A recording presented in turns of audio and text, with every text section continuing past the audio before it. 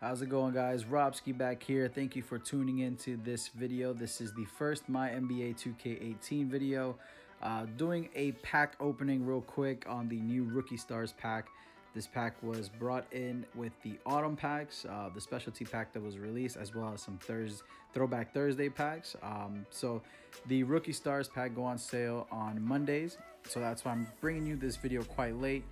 Right before the sale ended. There were about 1,000 credits. I opened up 3 packs, no pros unfortunately, but the card designs are absolutely sick. I'm loving these designs.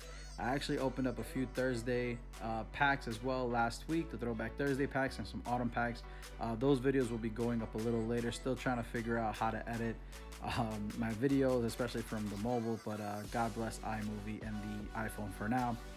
So I really hope you guys enjoy these Rookie Stars pack. Like I said, no pros, and epics and epic primes are really hard to come by on these packs.